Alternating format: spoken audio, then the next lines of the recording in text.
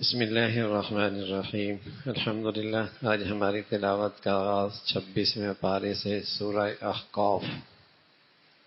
احقاف قوم عاد کی دارالسلطنت تھا جس کی تباہی اور بربادی ہوئی، ایک بڑی خبر تھی، اور اسی بڑی خبر سے اس سورت کا نام سورہ احقاف ہے۔ ابتدا میں چونکہ یہ سورت مکی ہے اور مکی صورتوں میں عام طور پہ توحید، رسالت، قیامت، قرآن کی سچائی، حقانیت کا تذکرہ ہے، یہی ترتیب اس صورت میں بھی ہے۔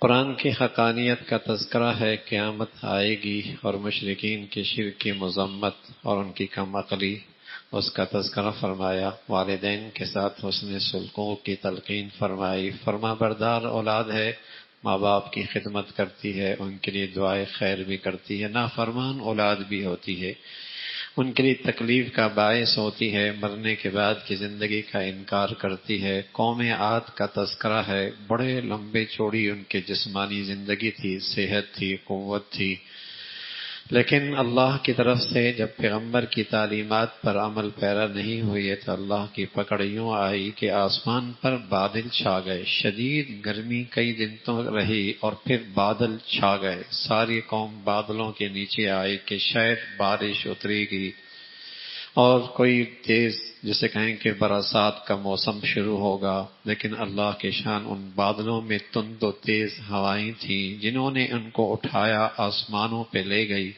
وہ ہوائیں جیسے کیڑے مکوڑے فضا میں نظر آتے ہیں، ایسے ان کے جسم نظر آ رہے تھے، پھر ان کو زمین پہ پٹخ دیا، اور یوں پڑے تھے لمبے چوڑے جیسے زمین سے کھجور کے تنے نکال کر باہر کر دی ہوں۔ یہ اس قوم کی ہلاکت کا تذکرہ ہے۔ پھر اللہ کے نبی صلی اللہ علیہ وسلم کے پیروکاروں کو تسلی ہے کہ مشرک نہیں مانتا، نہ مانے، اللہ کے نبی کے تو ماننے والے جنات بھی ہیں۔ آپ ایک وادی میں قرآن کی فجر کی نماز پڑھا رہے تھے، جنات کی ایک جماعت آئی، قرآن سنا، بڑی متاثر ہوئی، خود بھی ایمان لے کے آئی، دائی بن کے وہاں اپنے قوم کے پاس گئی کہ ایسا کلام سنا ہے، ایسا کلام ہے جس میں اللہ کے پیغام، اللہ کے وحدانیت کا تذکرہ ہے، تو اس کا تذکرہ فرمایا۔ پھر سورہ محمد ہے، اس کا دوسرا نام سورہ قتال بھی ہے۔ کافر بھی لڑتا ہے، مسلمان بھی لڑتا ہے، کافر باطل کی خاطر لڑتا ہے، مسلمان کفر سے حق کی حفاظت اور اس کی خاطر لڑتا ہے۔ فرمایا جب مٹھ بھیڑ ہو تو پھر ان کے گردنیں اٹھاؤ، قیدی ہو جائیں تو انہیں قید کر لو، فدیہ دے کر رہا بھی کر سکتے ہو، اپنے قیدیوں کے بدلے میں انہیں چھڑا بھی سکتے ہو۔ یہ قیدیوں کے مختلف احکامات کا تذکرہ۔ ایمان والو، تم اللہ کی دین کی مدد کرو گے تو اللہ تمہاری بھی مدد کرے گا، اللہ تمہاری بھی مدد کرے گا، اور تمہاری بھی مدد اور نصرت ہوگی۔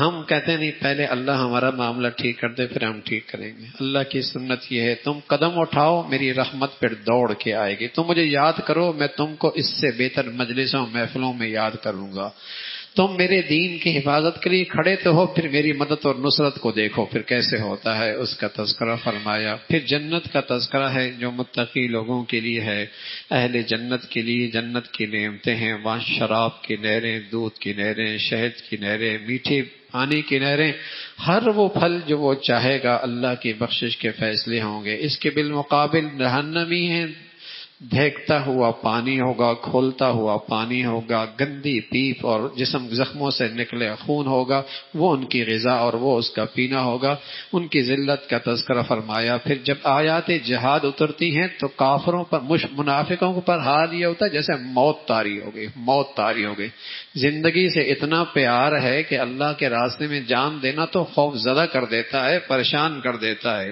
ان منافقین کا تذکرہ فرمایا، ان کی مذمت فرمائی۔ ایمان والو، اللہ اور اللہ کے رسول کی اطاعت کرو، تم اللہ کے راستے میں جان و مال کی قربانی نہیں دو گے تو اللہ کسی اور کو کھڑا کر دے گا۔ اللہ تو فقیر تھوڑی ہے، وہ تو بے نیاز ہے، محتاج تو تم ہو، وہ کسی اور کو یہ سعادت دے گا جو اس کے راستے میں جان بھی دیں گے، مال بھی دیں گے، عزت بھی دیں گے، سب کچھ قربان کریں گے، اس کے خزانوں میں کیا کمی ہے، یہ سعادت کسی اور کے حصے میں آ جائے گی، اسی کا تذکرہ فرمایا۔ پھر سورہ فتح کا تذکرہ ہے، سورہ فتح کا تذکرہ ہے، اور یہ سورہ فتح ایک خاص پس منظر رکھتی ہے۔ اللہ کے نبی صلی اللہ علیہ وسلم کو خواب آئی، اور خواب میں آپ نے دیکھا کہ آپ بیت اللہ کا طواف کر رہے ہیں، اپنے ساتھیوں کے ساتھ عمرہ کر رہے ہیں۔ آپ نے یہ خواب اپنے ساتھیوں کو سنائی، ساتھی خوش ہو گئے کہ بیت اللہ کا طواف ہوگا، عمرے پہ جانا ہوگا، اور نبی کی خواب سچی ہوتی ہے۔ لیکن اس خواب میں یہ بات پہلی تھی کہ کب ہوگا، یہ کب ہوگا، کس گھڑی ہوگا۔ حضور علیہ الصلوۃ والسلام نے اپنے ساتھیوں کو ساتھ لیا، تعداد تقریباً 1400 کی تھی، 1400 کی تھی، اور سفر پہ روانہ ہو گئے۔ جب آپ مکہ اور مدینہ کے درمیان، مدینہ اور مکہ کے درمیان پہنچے حدیبیہ کے موقع پہ، اس موقع پہ جب آپ پہنچے تو ایک بشر ابن سفیان نے آپ کو خبر دی آ کر مکہ سے کہ وہاں تو میدان جنگ کا ماحول، وہاں تو جنگ کا ماحول ہے، اور کفار آپ کے لیے لڑنے کے لیے سارا ساز و سامان اکٹھا کر رہے ہیں، وہ تو جنگ کی تیاری کر رہے ہیں۔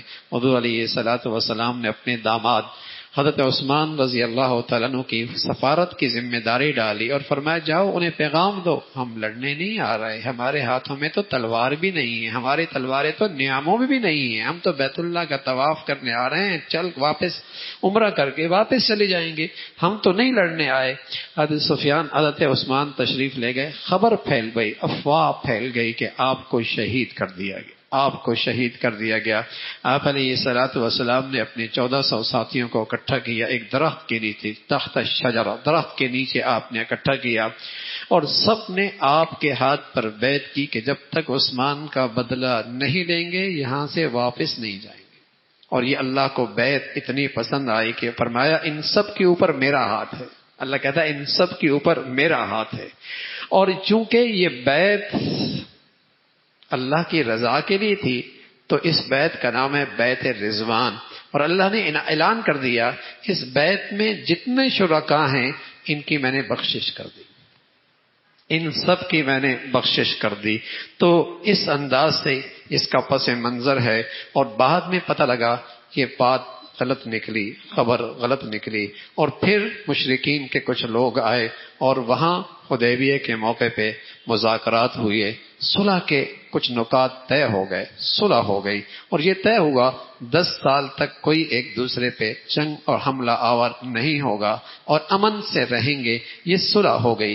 لیکن اس صلح کی کچھ شکیں ایسی بھی تھی جو بظاہر لگ رہی تھی کہ مسلمان اس میں اپنی کمزوری دکھا رہا، مسلمان اس میں کمزوری دکھا رہا ہے، لیکن وہ تو اللہ کے نبی ہیں، اور ظاہر اللہ کے نبی تو لکھتے بھی وہی ہیں، کہتے بھی وہی ہیں، فیصلہ بھی وہی کرتے ہیں جو اللہ کہتے ہیں۔ لیکن بظاہر کچھ نکات ایسے لگ رہے تھے، بعض صحابہ کے لیے بڑی گرانی گزری، لیکن نبی کی بات پر سر خم تسلیم، بڑا امتحان تھا۔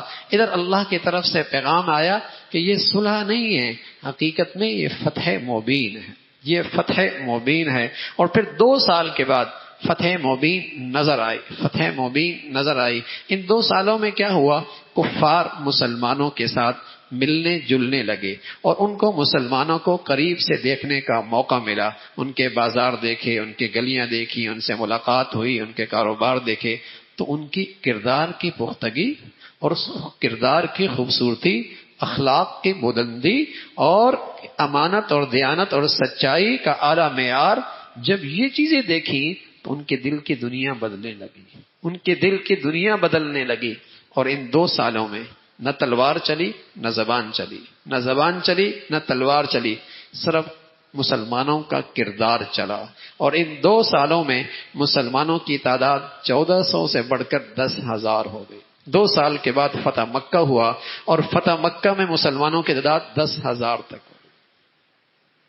مسلمانوں کا کردار ایسے ہی ہوا کرتا تھا، ایسی ہی زندگی ہوا کرتی تھی، اور وہ دیکھتے تھے یہ وہ لوگ ہیں جو خون کے پیاسے ہیں، صرف اونٹ کے پانی پینے پر اور گھوڑے کے آگے پیچھے ہونے پر جب ان کے اندر جنگ چھڑتی تو انسانوں کے لاشوں کے پشتے لگ جایا کرتے تھے، اور اب ہیں خود پیاسے رہتے ہیں دوسروں کو پلاتے ہیں، خود بھوکے رہتے ہیں دوسروں کو کھلاتے ہیں۔ اب ان کا کایا ہی پلٹ گیا، انقلاب ہی آ گیا۔ وہ کیا چیز ہے، وہ جستجو میں آ گئے، وہ جستجو میں آ گئے، وہ تلاش میں آ گئے کہ وہ کیا چیز ہے۔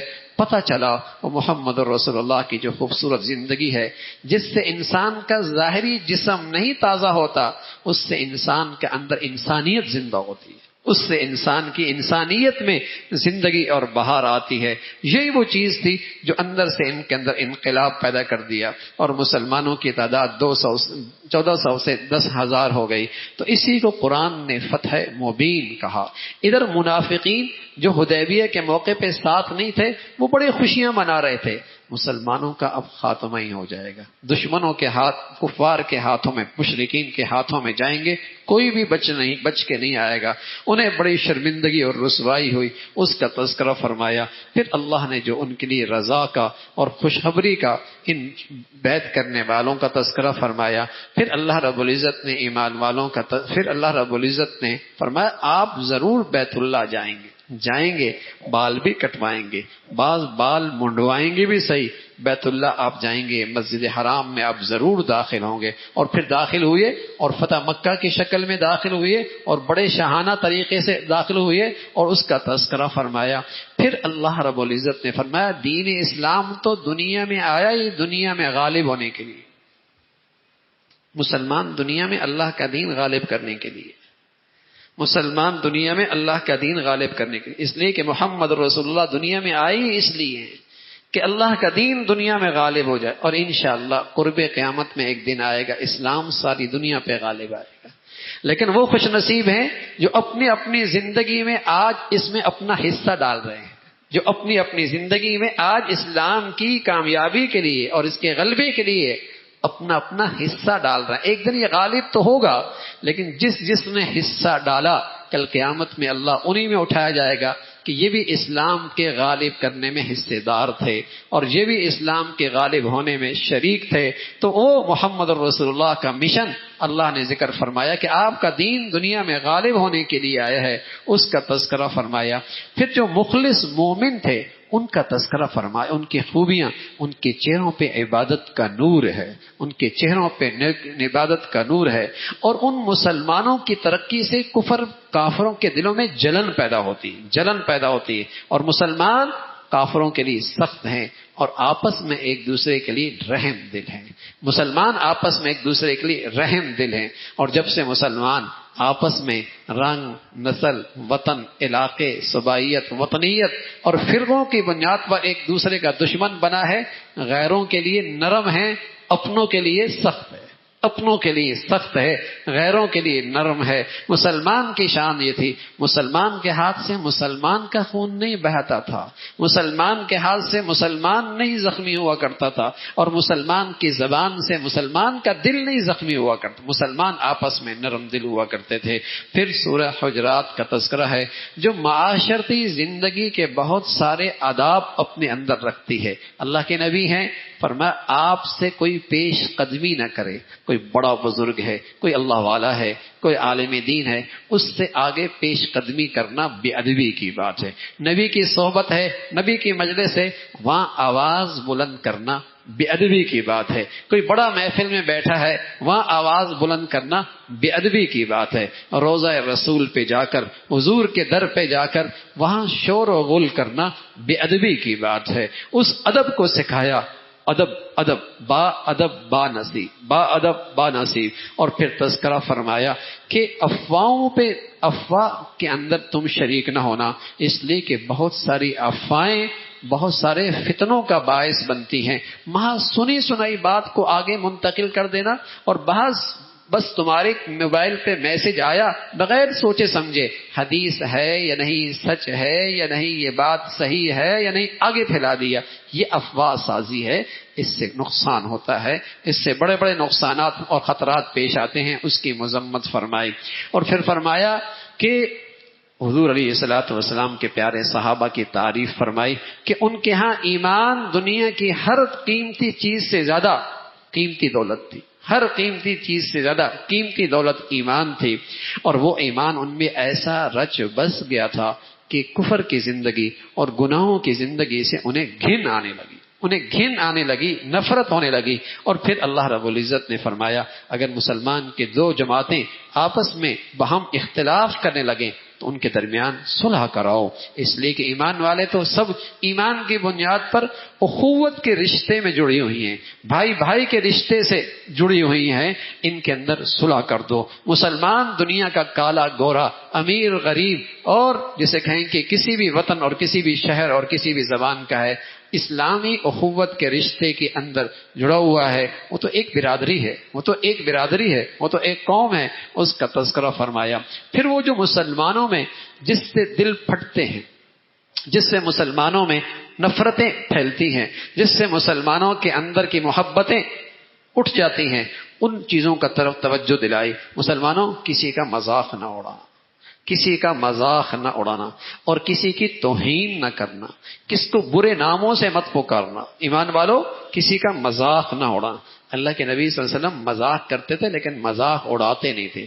مذاق کرنا، کسی کی دلجوئی کرنا، حوصلہ افزائی کرنا، اور اس کو اپنے سے مانوس کرنا، وہ تو اللہ کے نبی بھی کرتے تھے۔ فرمایا ایک بوڑھی آئی، کہنے یا رسول اللہ دعا کریں اللہ مجھے جنت میں لے جائے۔ فرمایا بوڑھی جنت میں نہیں جائے گی، رونے لگ گئی۔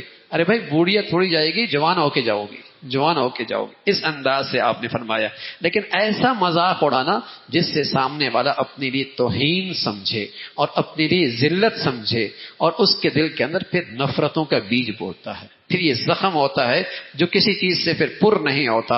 اور توہین مت کرنا، کسی کی عزت نفس مجروح نہ کرنا، برے ناموں سے مت پکارنا، اس کا تذکرہ فرمایا۔ اور ساتھ فرمایا بدگمانی نہ کرنا، اور کسی کی برائیاں تلاش کرنے کے ٹو میں نہ رہنا، تلاش نہ کرنا اس کی برائیاں۔ اور ایمان والو، غیبت نہ کرنا، غیبت نہ کرنا، غیبت نہ کر، کسی کی پیٹھ پیچھے ایسا تذکرہ سامنے کریں تو اسے برا لگے، یہی غیبت ہے۔ کسی کی پیٹھ پیچھے ایسا تذکرہ سامنے کریں تو برا لگے، اسی کا نام غیبت ہے۔ غیبت نہ کرنا۔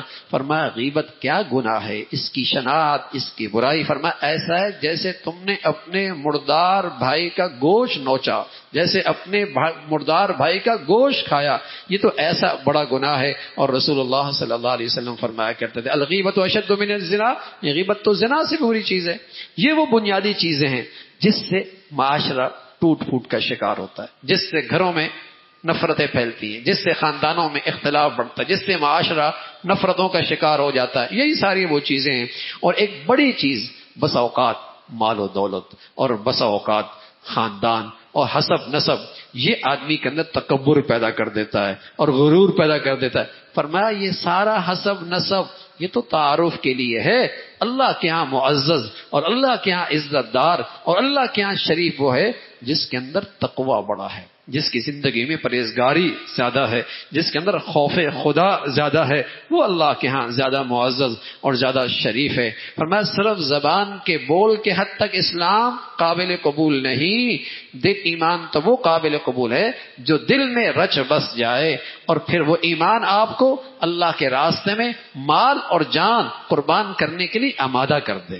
پھر وہ ایمان آپ کو اللہ کے راستے میں جان مال قربان کرنے کے لیے آمادہ کر دے۔ اور کبھی ہی خیال نہ رکھنا ہم نے کوئی بہت بڑا کمال کر دیا ہے اسلام لا کر۔ فرمایا اللہ کا کرم ہے تمہیں اسلام کی دولت مل گئی، یہ اس کی مہربانی ہے، یہ تمہارے گھر میں دولت آ گئی، یہ اس کا فضل ہے تمہاری جھولی میں یہ دولت گر گئی، تمہیں اللہ کا کرم ہے تمہاری ماں باپ مسلمان مل گئے، تو یہ تو اس کی مہربانی ہے، اس نعمت پہ اللہ کا شکر ادا کرو۔ اور پھر سورہ قاف کا تذکرہ ہے جس کے آغاز میں بتایا مرنے کے بعد زندگی ہے۔